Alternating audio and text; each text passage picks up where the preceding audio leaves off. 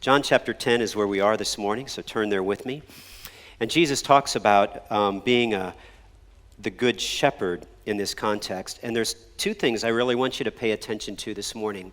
One is not only the good shepherd and all that he is, but the sheep, that is, in their stubbornness and all that they are, okay? So just kind of track those two elements as we read through the text together. Now, the stubbornness of the sheep is revealed in John chapter 10 to us through the perspective of the religious leaders, or those that are referred to as the Jews, that is the Pharisees. So you're going to get a chance to kind of get a feel for that in John chapter 10. Let me begin reading in verse 1. There I read, "Truly, truly, I say to you, he who does not enter the sheepfold by the door, but climbs in by another way, that man is a thief and a robber. But he who enters by the door is the shepherd of the sheep. To him the gatekeeper opens. The sheep hear his voice, and he calls his own sheep by name and leads them out. When he has brought out all his own, he goes before them, and the sheep follow him, for they know his voice. A stranger they will not follow, but they will flee from him, for they do not know the voice of strangers." This figure of speech Jesus used with them, but they did not understand what he was saying. So Jesus said to them, "Truly, truly, I say to you, I am the door of the sheep. All who came before me are thieves and robbers, but the sheep did not listen to them. I am the door. If anyone enters by me, he will be saved and will go in and out and find pasture. The thief comes to steal and kill and destroy. I come that they may have life and have it abundantly. I am the good shepherd. The good shepherd lays down his life for the sheep." So just let me introduce you to a couple of thoughts here as we get started. One is, why don't we follow? If Jesus is indeed such a good shepherd, why don't we follow? And the reason for that is actually found in a couple of phrases when you look at the religious leaders or the Jews that are in this passage. Now, before we get started, just let me qualify something for you. The chapter numbers and the verses were added later. If you were to have read John's gospel in the language that he wrote it in, you would see no chapters or verses. In fact, in some ways, maybe that would have been better. We would have had to reference something in the Gospel of John as opposed to the shortcut, which means you'd have had to learn all of John as opposed to simply John 3:16, okay? But that's not how it is, right? How it is for us is that we tend to read those chapters and therefore stop thinking. Like when we hit a chapter, we say, okay, that's it, I'm done. Maybe chapter 10, verse 1 starts the next day, but it doesn't. It doesn't at all. In fact, if you read verse 40, you'll understand chapter 10 better of chapter 9. Look at verse 40. Some of the Pharisees, remember, he just healed a blind man. We talked about that last week. Near him heard these things and said to him, "Are we also blind?" And Jesus said to them, "If you were blind, you would have no guilt. But now you say, 'We see,' so your guilt remains." What Jesus says, and then he goes on to say, oh, by the way, I'm the shepherd, I'm the door, I'm the good shepherd. What we learn from those religious leaders is when you are self-confident or self-complacent, you will not see your desperate need, okay? These are men, you can almost hear them kind of smirking as they say it in verse 40. Hey, what, are we blind? Remember, they just went through the act of throwing the blind man who was born blind and had this incredible miracle of his sight returned out of the synagogue because he believed in Jesus. They just chucked him right out of the synagogue. So there they are in their arrogance, there they are in their self-confidence, there they are in their complacency, and in that moment, they don't understand that they indeed are blind. And so before you and I begin to read what's going on in chapter 10, it's just good for us to remember, listen, if you're confident that your works are good enough, okay, then you're never going to see your great need as a sinner.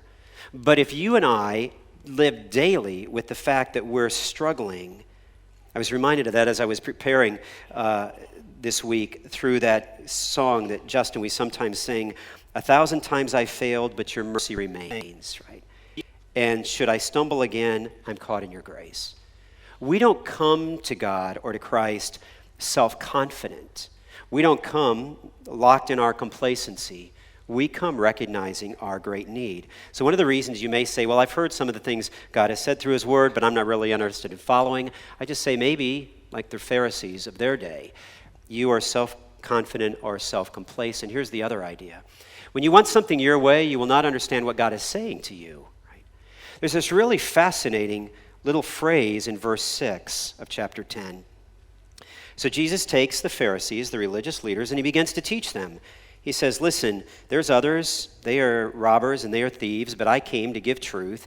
And he begins to articulate who he is as the shepherd. But notice verse 6, this figure of speech Jesus used with them, but they did not understand what he was saying to them. Okay? It almost catches you off guard, because Jesus sometimes spoke in parables, but that's not the word used here for a figure of speech. It's a different word. It's a word that speaks more of a proverb than a parable. It's like Jesus is saying, let me teach you this truth. It's not even really a story. I'm just telling you, this is who I am. And in that, they lock down. In fact, the Nelson Study Bible adds this note. Jesus' proverb was not understood by his listeners because their sin had hardened their hearts and made them unable to comprehend the spiritual truths about which Jesus spoke.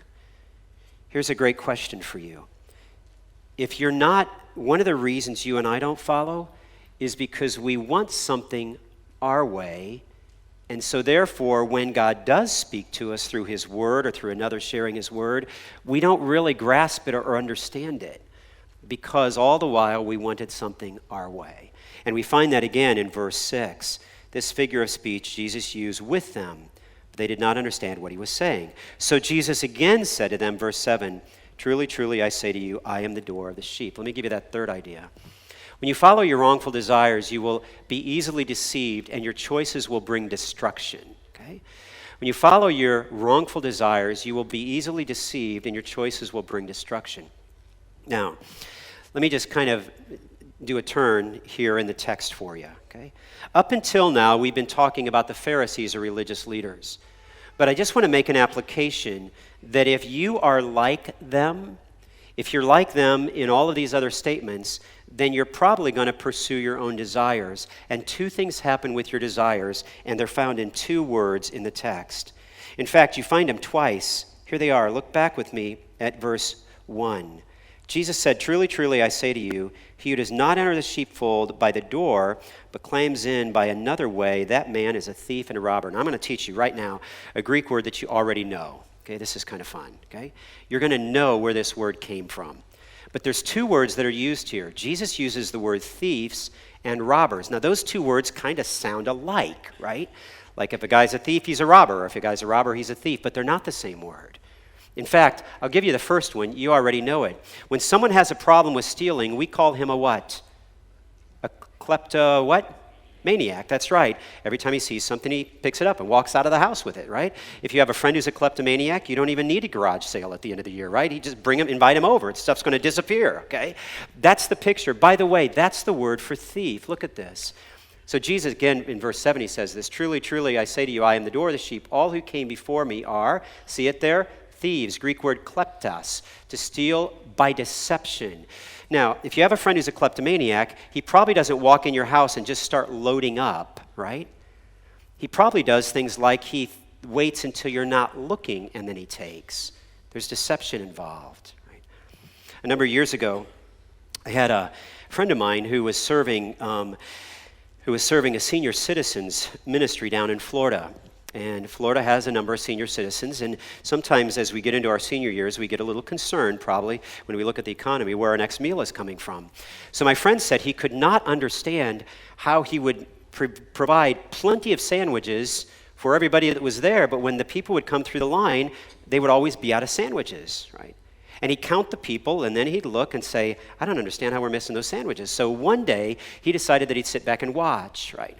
And you noticed as one elderly lady came through the line, and she had her purse. And when she got to the sandwiches, okay, she opened that thing up, looked to the left, looked to the right, didn't think anybody was watching because she didn't look behind her, and just started popping the sandwiches in her bag, right? And put about a dozen in there, and then she grabbed her sandwich on her plate and went through the line, okay? And my friend said, I realized why I was running out of sandwiches, okay? Here's the picture. When we have a kleptomaniac tendency, we deceive and act like everything's okay when it isn't. Now, just for a moment, attach this to your desires. Okay? Those things that you think will bring satisfaction, they do not. Right? Even a temporary satisfaction they bring is so temporary. Right? I don't know if you've ever given in, I'm sure you have at some stage, as I have, to a temptation or a sin. And one of the thoughts that occurs immediately after you've given in to whatever that sin is, wow, that was really fast, okay? Now I'm going to live with guilt for a while, but that was really, really quick, whatever I just did that was wrong. Here's the idea I want you to see. Our desires are deceptive. But there's something else. The word robbers there is the word lestus, which means to take by violence or destruction. See, they're two different words. Your desires will not only deceive you, but they will destroy you. Okay? They will destroy you. And they'll destroy those that are around you. And that is why we say when you follow your wrongful desires, you will be easily deceived, kleptos, and your choices will bring destruction, leptos. Both issues are there. This idea of deception and this idea of destruction. So here's what I want you to see. Before you can even talk about the Good Shepherd, you must understand this about your desires. If you're self-confident in your righteousness, you're not going to see your need to follow. Right? If you want something your way, you're not going to understand what Jesus is saying when he says follow. And finally, if you are consumed with those wrongful, sinful desires, you just got to know they're deceiving and they're destructive. Okay? So that's what we learn before we ever get into discussing the Good Shepherd. Let me give you just a few words that go with the Good Shepherd. Here they are. The shepherd calls, the shepherd leads, the shepherd defends you, and the shepherd loves you. Okay? All of this we find in John chapter 10. The shepherd calls you, the shepherd leads you, the shepherd defends you, the shepherd loves you. Just say those things with me. Can you do that? The shepherd calls you, the shepherd leads you, the shepherd defends you, the shepherd loves you. The shepherd calls you, so you must listen. Okay? The shepherd calls you, so you must listen. By the way, I'm going to give you a word that's not on the slides, but goes with each one of these. Okay? So write these down. The shepherd calls you, so you must listen. I love this in John chapter 10, verse 3. By the way, here's your word. The shepherd calls you through the word. Okay? So just write that down. Through the word of God, that's how he calls you. So when I think of the shepherd calling, I think of the word. Can Jesus prompt me through a feeling or an emotion or just something that seems subjective? Yes, he could. But I tend to think that I can be more certain of his prompting if it's tied to a verse that comes to mind, okay? Because the word is objective. It's not changing tomorrow. So whenever I sense, I wonder if this is right, I wonder if I should do this, I always, in that moment of time, say, Lord, can you bring to mind a verse for me that would affirm this, right? Or should I not do something? Lord, can you bring to mind a verse? So what you and I must learn to hear is the voice of God, and we hear that most clearly, with greatest clarity, through the Word of God. The shepherd calls, so you must listen. By the way, it's fascinating. In the Hebrew portion of the Bible, that's your Old Testament, the Hebrew word for hear is the word sama. By the way, if you look and all of a sudden find the word obey in the Old Testament, it's the Hebrew word sama. God looks at hearing and obeying as the same thing, right? We genuinely heard when we were obeying. A number of years ago, I had a friend of mine who had just become a grandfather, and he told a story that he was sitting in his backyard and he heard a tapping on the window. And he noticed that his wife was tapping on the window and saying over and over again to their grandson, "Can you hear me? Can you hear me? Can you hear me?" Right? And then he looked at his grandson, who was nicely taking a little pair of clippers that he'd gotten and clipping off the tulips in the flower box. Okay? And he wondered what the grandson was saying, so he kind of snuck up behind the grandson, and the grandson was muttering something while Grandma was tapping on the window, and he's going, chop, chop, chop. And here's what he's saying. He's saying, "Yes, I hear you, but I'm not listening." Okay? Yes, I hear you, but I'm not listening, all right? Here's what I want you to hear. When we say we heard the voice of God, it genuinely is communicated that we have obeyed the voice of God. You and I must learn to listen. By the way, there's a wonderful expression of this over in John chapter 20, you may remember, where Jesus, as the resurrected Christ, comes out of the tomb. Mary Magdalene is the first to see him. She believes him to be the gardener. You kind of figure the early morning fog is there. And she says, "Lord, where have you taken the body?" All Jesus has to say is, "Mary," right? And she immediately recognizes him. Mary Magdalene was used to hearing the voice of Jesus. The shepherd calls you. We find this in verse 3. The sheep hear his voice, and he calls his own sheep by name and leads them out. He calls his own sheep by name. Now, the historical context of this is Jesus saying, you'll see a little later, because he says later in the chapter, he says, I have sheep of another fold that I need to also call to myself. The historical context of this is that he was speaking to those who were Jewish, saying, listen, I am calling to myself. I'm calling out those of you who are redeemed, and eventually I will call out even Gentiles, which is like the rest of us, who too will hear my voice and answer. The shepherd calls, you must listen. The word I want you to just write there next to that is the word. He speaks through the word. I notice that it is intensely personal. The sheep hear his voice, and he calls his own sheep by name. When God is speaking to you when Jesus is speaking to you through the word, I just want to remind you this. He's got your name attached to that verse, okay? So listen carefully. Here's an idea that Michael Card adds. He says this: the sheep have only one important trait, but it is the only one they need. They listen to the voice of the shepherd. They are able to discern his voice, which they follow, and the voice of the hired hand, which they flee. Their inability to follow a stranger is the single asset which keeps them alive. That's a great statement. Their inability to follow a stranger is the single asset that keeps them alive. Wouldn't it be great if it was said of us? That person doesn't hear other voices. They only hear the voice of Jesus. Okay? They will do what Jesus asked them to do because that's the voice that they hear. A number of years ago, I remember hearing the story of a tour bus over in the Holy Land, over in the land of Israel. And the tour bus driver was driving, and they came along kind of a rural area. And there were a bunch of sheep, and there was a person out there who was with the sheep. And one of the guest on the bus stood up and screamed at the tour bus driver, "Stop, stop!" The tour bus driver stops, thinking there's a panic, and he says, "What's wrong?" And he said, the guest said, "I just wanted to take a picture of the shepherd." Right? And the tour bus driver says, "That's not the shepherd." He said, "Why? Can you tell that's not a shepherd? There's a man, he's got a staff, there's sheep, right? He's a shepherd." And he said, "Because he is behind the sheep. Right? The sheep don't like his voice. The shepherd always leads the sheep. He's in front of them, and the sheep hear his voice and follow." He says, "Well, why is he behind the sheep? Who is he if he's not the shepherd?" He said, "He's the butcher." Right? He's taking them where they do not want to go. See, here's what I want you to see. Wouldn't it be great if our ears were only attuned to the voice of Jesus? And all those other desires, all those other things that are swirling around, everything our culture is saying, we're just kind of listening for a voice that nobody else hears. That's this picture. Okay? I love that statement. Their inability to follow a stranger is the single asset which keeps them alive. Here's the second idea. The shepherd leads you. The shepherd calls you, you must listen. The shepherd leads you, you must follow. The word that you wrote with the first statement was the word, right? What I want you to write with the second statement is the word, your will. Okay? Because when it comes to following, ultimately, it engages about our will, which at times can be stubborn. Look with me at John chapter 10, verse 3. There we read, the sheep hear his voice, and he calls his own sheep by name and leads them out.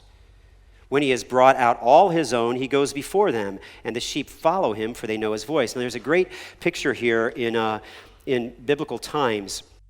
The sheep pen, which is where the sheep would be kept at night, so, there's kind of like a wall around there. It didn't have a gate. Some of them had a gate and a door, but sometimes they didn't. I'll talk about that in a second. But here's what I want you to see. Sometimes if you were close to town, there'd be a big area like that with a wall around it, and then more than one shepherd would put a sheep in that pen. Okay? Now, you know how you get the sheep out the next morning? The sheep recognize their shepherd's voice. And so the shepherd kind of stands up and he kind of hums or sings or has some kind of language he calls. And all the sheep that know his voice, they kind of move over to him, right? They kind of separate just because they know the voice. And then the shepherd would lead them out to pasture. Now that sounds like a passage you know already. So go back with me to Psalm 23, 23rd Psalm. Go back there with me. 23rd Psalm. And just let me remind you of the care with which God leads us. Psalm 23, verse 1. The Lord is my shepherd. I shall not want. All those other desires, I only hear one voice. He makes me lie down in green pastures. Here it comes. He leads me beside still waters. He restores my soul. He leads me in the paths of righteousness, or literally right paths, for his name's sake. Did you see it? He leads me beside still waters, so I'm at peace, I'm not anxious. He leads me in the paths of righteousness, that is right paths, so I want to follow there, right? Even though I walk through the valley of the shadow of death, I will fear no evil. Imagine, even though I walk through a valley that's dark, that's fearful, where things should be, that really frighten me, I will fear no evil, for you are with me. See, the shepherd leads. Your rod and your staff, they comfort me. You prepare a table before me in the presence of my enemies. We can be led right past the table of our enemies. You anoint my head with oil. My cup overflows. Surely goodness and mercy shall follow me all the days of my life, and I shall dwell in the house of the Lord forever. All that good stuff at the end of the psalm is preceded by he leads me beside still waters. He leads me in paths of righteousness. Now remember, I said I want you to think in terms of two things. I want you to think in terms of the shepherd, and I want you to think in terms of the stubbornness of the sheep. Because at this point, the shepherd leads you, you must follow. It affects our will. However, we are stubborn. We want certain things. We want certain things a certain way. And so therefore, we kind of buck up against that, and we insist on having it our way. I don't know, it's probably 12 or 15 years ago now. I heard a lesson by a guy by the name of Mark Hamby, who had this great idea that because he was wanting to be in ministry one day, he could learn on actual real sheep, okay? And so he began to look for an opportunity to gather sheep, and lo and behold, someone offered him up that opportunity. And I just want you to hear, as you hear him share, in just a minute, I want you to listen carefully for two things. I want you to listen for how a human person who wants to be a shepherd may not shepherd like the good shepherd. And I want you to listen to the stubbornness of the sheep. Okay? Just go ahead and play that now if you would. Just listen.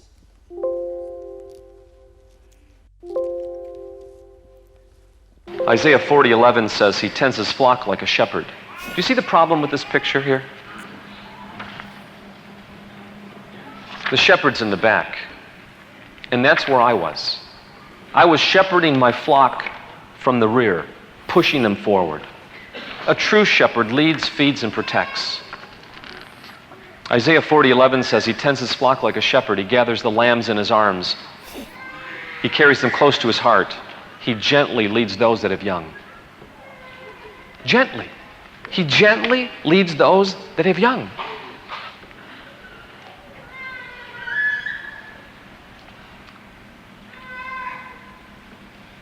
Someone called us up and said, we know of someone that wants to get rid of their sheep. Now, I wasn't wise enough back then to know that nothing's free in life. And we were just waiting to find the right sheep to start raising them. And I called this guy up, and he brought the sheep.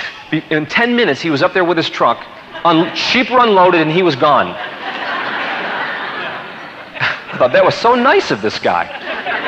The first two mothers came out. We called them Mary and Martha. They were just beautiful. Dorset ewes.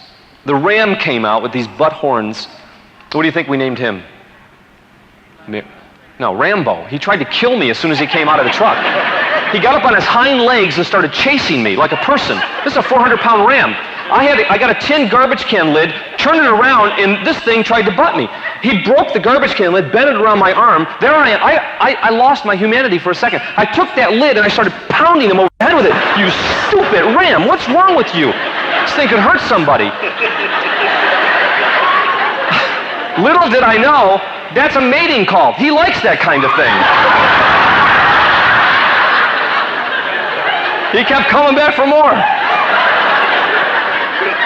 I could not get anywhere near the sheep because this ram tried to kill me.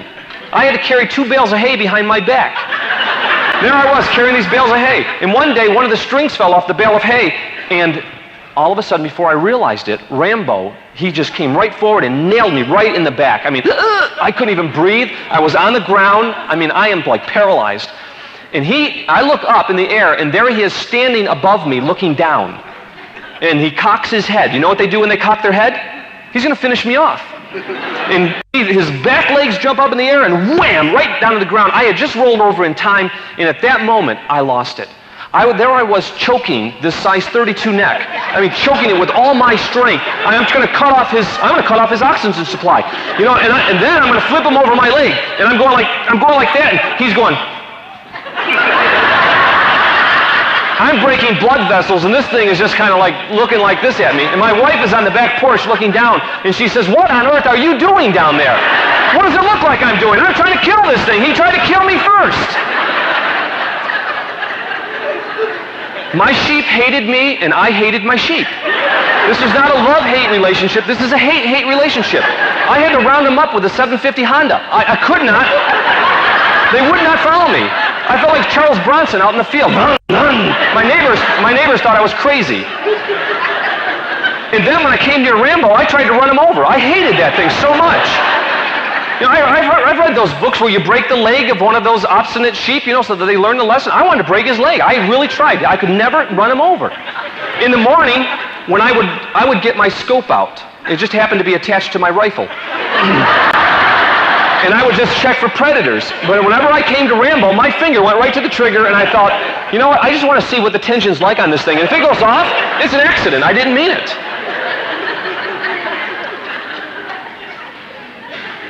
One late November, cold and rainy, I've got to get the sheep in the barn because they're going to lamb soon, and I got to get them sheared. You can't get their wool wet because the 5 months before when they lambed, we had a few dead lambs, and I did not want to have any more dead lambs. And Rambo had got in the flock when I didn't know, and I don't know when they're going to lamb, so I got to get them in early. And so, since they hate me, I can't get near. Now, get the picture. My 7-year-old daughter, they absolutely love. They eat out of the palm of her hand. She's got every one of them named. 70 of them. They all got a name. I got tags in their ears. 1, 2, 3, 4, 5, up to 70. And Rambo eats out of the palm of her hand. You know how embarrassing that is when people come over to visit and the sheep look at me and they go, "Bleh!" And they follow her everywhere. I hate it. And so the only way that I could ever get them in is I'd put sweet feed down on the ground, and the dominant ewe would come and she would check it out, and if I was standing there, she wouldn't come. So I'd have to step back a little bit, and she'd go to the sweet feed, and she'd be looking at me, and if I lunged and got her wool, I'd be able to hold on to her and drag her into the barn, and the rest would follow. So I had to do this all the time. And then I'd get a hold of her wool, and she'd stick her hoofs in the ground, and I'd be dragging her against her will. Do you know what it's like when people resist your will and you're trying to help them? Isn't that the worst thing in the world? So this one night, I get her, I lunge, I get her, and all of a sudden it was wet. She flipped around, and I slipped, and she's dragging me. And she's hitting me with her hoofs on my shoulders. I got my head up in the air so she doesn't kick me in the face, and I'm not going to let go for anything. And all of a sudden, she goes right toward where the tractor goes through this mud puddle. She goes right toward it, and she drops me off right in the center of this 10-inch mud puddle. And I've got mud flying in my face. I had a beard at that time, and it's just dripping with mud down my shirt. And I'm not feeling well. I'm sick as a dog. And I just said, that's it. You sheep, you can rot out here. I can care less. I'll get Jennifer up the next morning. She can come and help me get the lambs if there's any born. I get the ewes in the barn for lambing.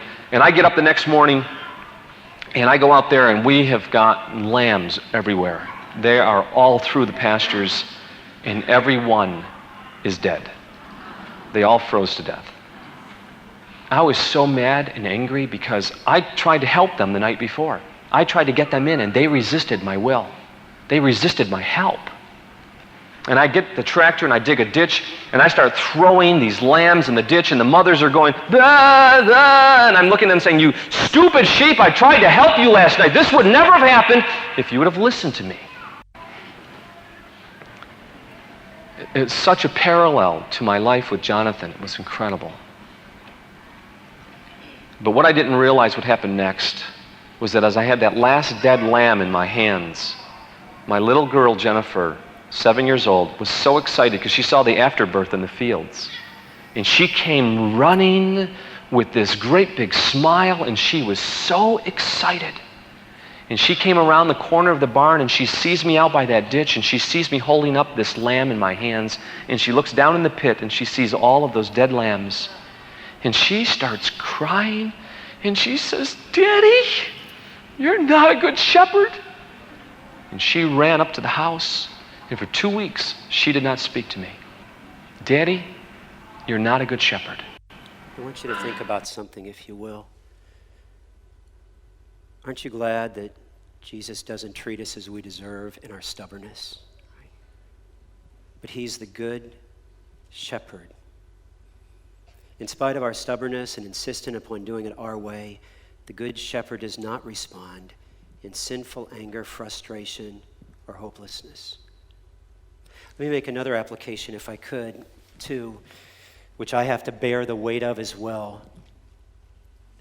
For those you relate to, do they know you as that kind of shepherd? Or do they know you as a good shepherd? One who leads beside still waters, one who leads in right paths? Or do they simply know you to be one who is interacting with their stubbornness out of sinful anger, frustration, and hopelessness? Will you always remember with me this idea?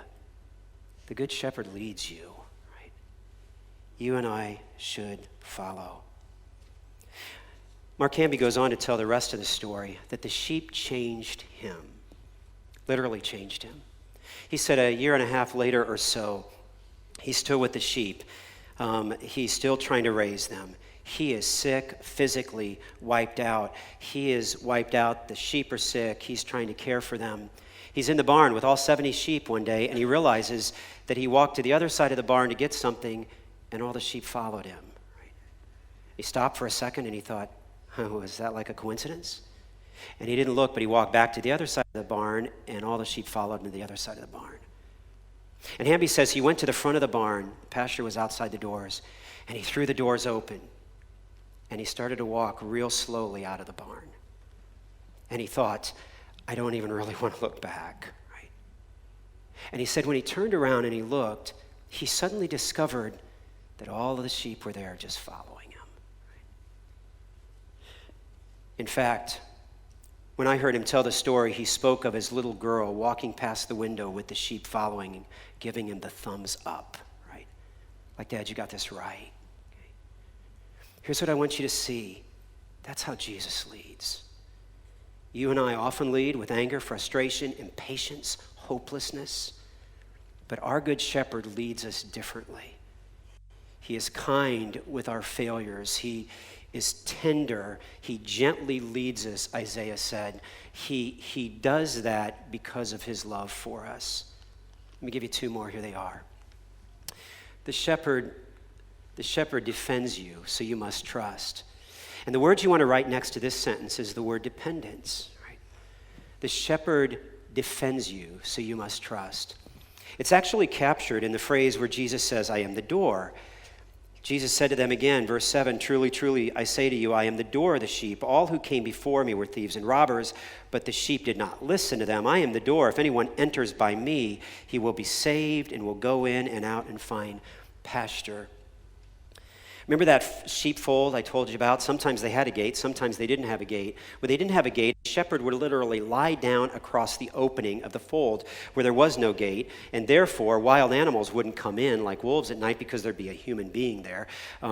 Or if they did, he would wake up and battle the wild animal, and the sheep didn't come out because their shepherd was laying down across the gate. This is your picture.